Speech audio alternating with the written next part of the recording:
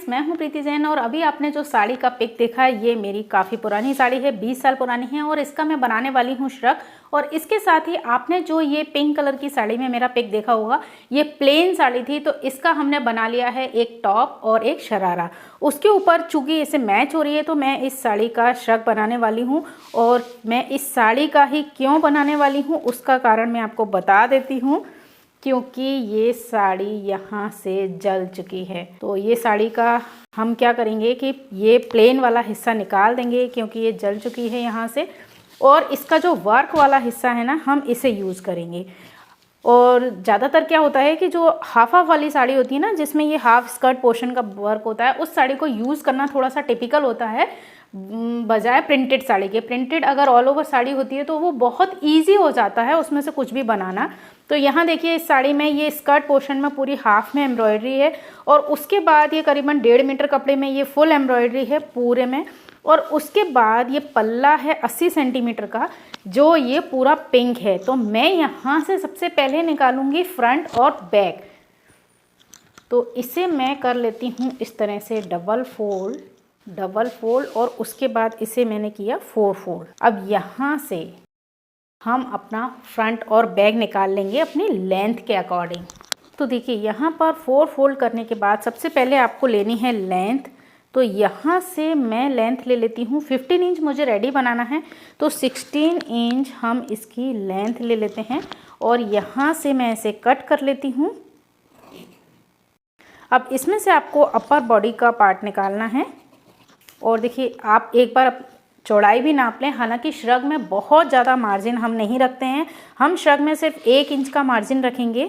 मैं 38 साइज़ के लिए बना रही हूँ यहाँ पर, लेकिन इसकी चौड़ाई 11 है, 11 इंच है, तो मेरा परफेक्ट आ जाएगा। अब आपको शोल्डर लेने हैं, जो फुल शोल्डर है उसका हाफ यानी 7.5 इंच पर मैं निशान लगाऊंगी, क्योंकि पीछे से इसमें नेक बहुत छोटा जाएगा, तो आपको फुल शोल्डर का हाफ लेना है। और 7.5 ही मैं यहाँ से ले रही हूँ आर्म होल के लिए। अब चेस्ट का 4th पार्ट चूँकि 38 साइज़ है, लेकिन मैं इसे 38 के हिसाब से यहाँ हो जाएगा 9.5, लेकिन चूँकि श्रग है ना तो मैं इसे हाफ इंच लूज ही रहूँगी। तो मैंने यहाँ से ले लिया है 10 इंच, और इसके बाद इसका जो कमर का नाप है वो है 34 इंच यानी 8.5 इंच, और उसमें 1 इंच में लगा दूँगी मार्जिन का, तो ये 9.5, 9.5, और इन दोनों निशानों को हम मिला लेते हैं। अब यहाँ पर आर्म होल की शेप में लगा रही हूँ अभी बैक के लिए, ठीक है। नेक यहाँ पर मैं ले रही हूँ 3 इंच का, और उसकी गहराई मैं यहाँ पर ले रही हूँ सिर्फ 1 इंच, और इसमें मैंने राउंड शेप लगा दिया है। अब हाफ इंच का हम यहाँ पर शोल्डर डाउन कर लेते हैं। हो सकता है आपको इसमें क्लियर दिखाई नहीं दे रहा हो, मैं आपको कट करके बता देती हूँ।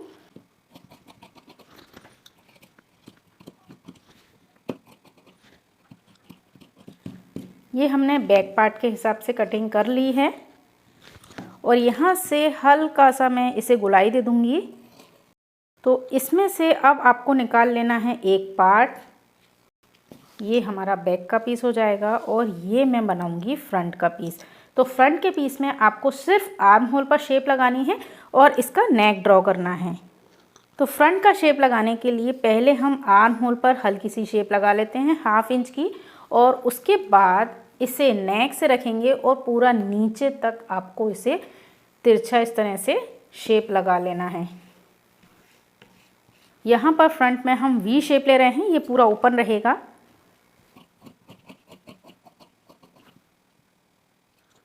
तो इस तरह से फ्रंट के ये 2 पीस यहाँ आ चुके हैं, और ये आ गया है बैक का पीस, ठीक है। फ्रंट बैक हमारे रेडी हो गए। अब बची हुई साड़ी को मैंने वापस से 4 फोल्ड किया है, और ये प्लेन वाला पोर्शन निकाल दिया है, सिर्फ वर्क वाले हिस्से से मैंने इसे 4 फोल्ड किया है। अब यहाँ से आप स्लीव्स ले लीजिए। मैं जितनी स्लीव्स आप पहनना चाहते हो, फुल या हाफ, जो भी आप के हिसाब से आप यहाँ से स्लीव्स निकाल लीजिए। तो मैं यहाँ पर 22 इंच की स्लीव्स निकाल लेती हूँ, क्योंकि मुझे लेनी है फुल स्लीव्स। तो इसकी चौड़ाई हमने 10 इंच रखी है, और यहाँ से लेना है 4 इंच। 1 इंच स्ट्रेट लेने के बाद हम यहाँ पर स्लीव्स का निशान लगा देंगे।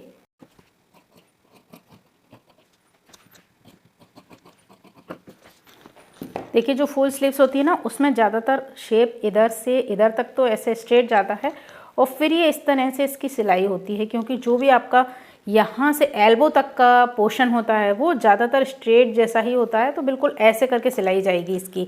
ठीक है, अभी मैंने सिंपल कट किया है।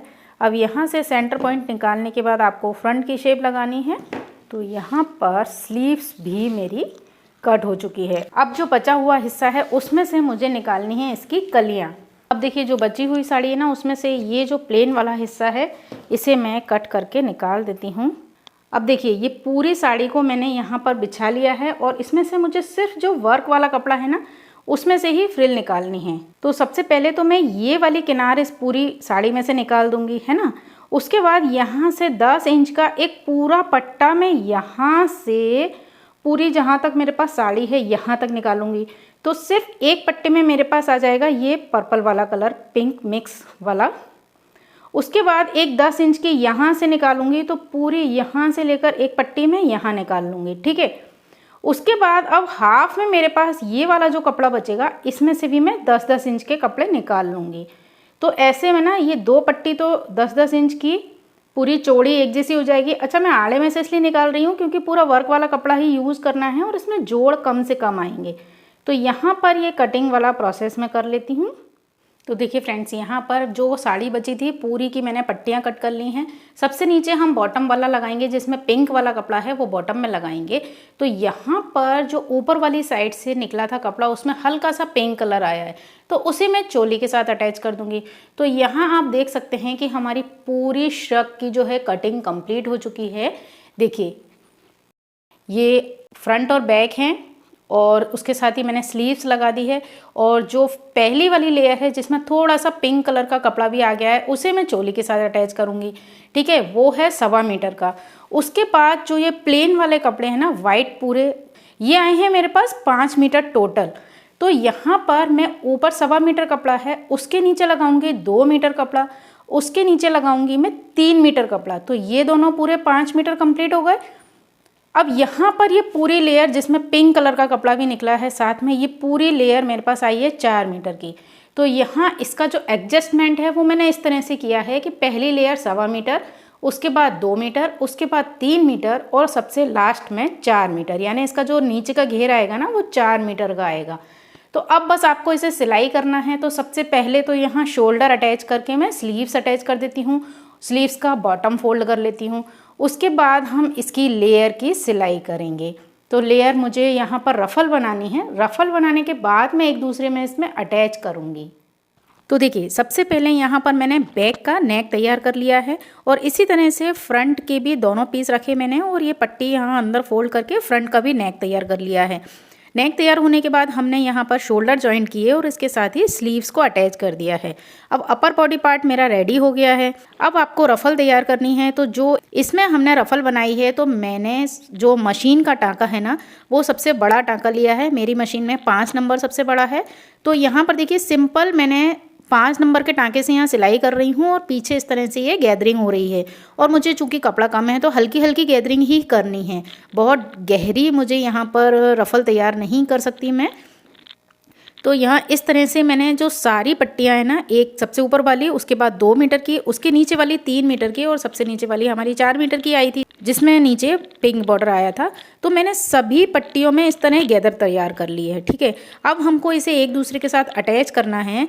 तो यहाँ पर आप इनके सेंटर पॉइंट ले लें और सेंटर पॉइंट को इस तरह से मिलाकर पिनअप कर लें। उससे क्या होगा, आपकी है ना कोई भी पट्टी एक से दूसरे में जब हम जॉइंट करेंगे तो वो छोटी बड़ी नहीं पड़ेगी। इसलिए आप यहाँ पर इसे सेंटर पॉइंट मिला लें और 3-4 जगह पिन लगा लें, जिससे कि वो उतना हिस्सा उसमें डिवाइड हो जाएगा और आपकी जो पट्टियाँ हैं वो एक दूसरे के साथ ईजीली सिलाई हो जाएंगी। तो इस तरह से ये साड़ी में से श्रग हमने रेडी कर लिया है। 4 लेयर श्रग है। अगर आपको वीडियो पसंद आया हो तो प्लीज़ इसे लाइक और शेयर कीजिए। अपनी फ्रेंड्स के साथ ज़रूर इसे शेयर कीजिएगा, क्योंकि वो भी अपनी मम्मी आंटी की साड़ी को यूज़ कर सकती हैं इस तरह से। अगर वो पहनने के काम ना आ रही हों तो कोई भी डाउट हो तो मुझे कमेंट में ज़रूर पूछेगा। और इसी के साथ वीडियो कैसा लगा ये मुझे आप कमेंट में ज़रूर बताइए। वीडियो देखने के लिए आपका बहुत बहुत धन्यवाद। नमस्कार।